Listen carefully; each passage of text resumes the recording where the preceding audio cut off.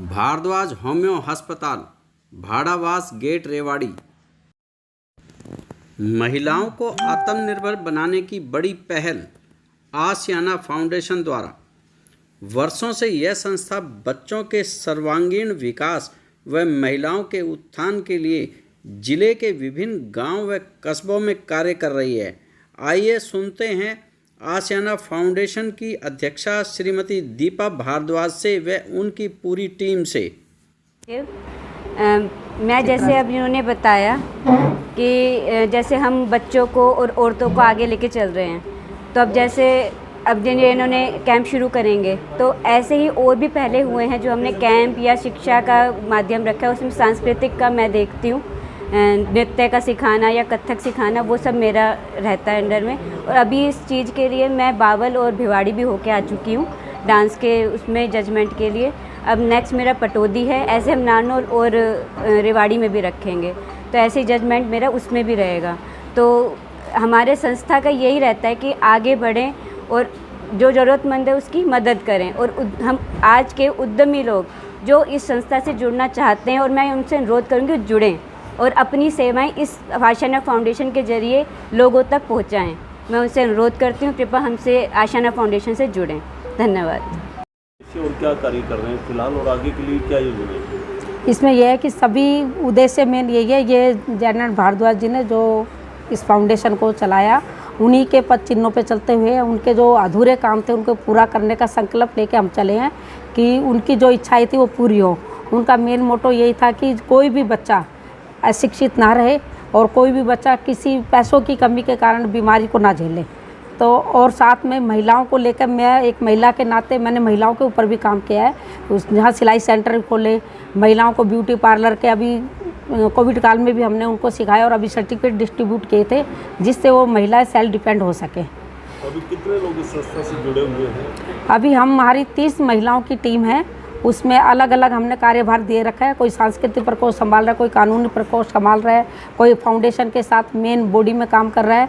तो अलग अलग क्षेत्र में अलग अलग हमारी जिम्मेवारी दी हुई है, उनको काम बड़ी निष्ठा और पूरी भावना से कर रही है। बात कर रहे हैं, क्या कुछ बड़े ऐसे उद्देश्य हैं जिनको लेकर आगे काम करेंगे? बड़ा उद्देश्य मेन ये है, साथ साथ जैसे हमने ट्री प्लांटेशन को लेकर काम किया था, इसमें हमने 1000 पौधे लगाए और सभी वो सुरक्षित है। सभी महिलाओं को हमारी जो टीम है उन्होंने ऐसी जगह पौधे लगाए जिनकी देखभाल हो सके, समय पे पानी मिल सके।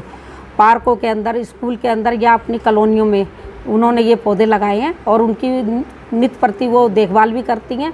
और सभी के साथ लेके हमने ये जो समाज के लिए जो काम है उनमें यही है, सफाई का मेन ध्यान रखें और पौधों का साथ साथ जहाँ आसपास उनके कोई भी बच्चा ऐसा है जिसको किसी किताब की ज़रूरत है या कपड़ों की ज़रूरत है, वो इस चीज़ से वंचित ना रहे। शहरी को छोड़ दे, ग्रामीण महिलाओं की बात कर लें, उनमें अवेयरनेस को लेकर क्या कुछ कार्यक्रम? ग्रामीण समय समय पे हम गांव में भी जाते हैं, उन महिलाओं को वो बड़े अच्छे से हमारी बात को सुनती भी हैं। और जैसे सिलाई सेंटर चलाए तो गांव के अंदर भी हमने महिलाओं को रोज़गार दिया है, वो सेल्फ डिपेंड हो पाई है। स्टार्टिंग में तो हम टीचर रेवाड़ी से ले जाते थे, लेकिन अब जब वहाँ उन लड़कियों ने सीखा तो वो वहीं टीचिंग का काम कर रही है और आगे और लड़कियों का अवेयर कर रही हैं।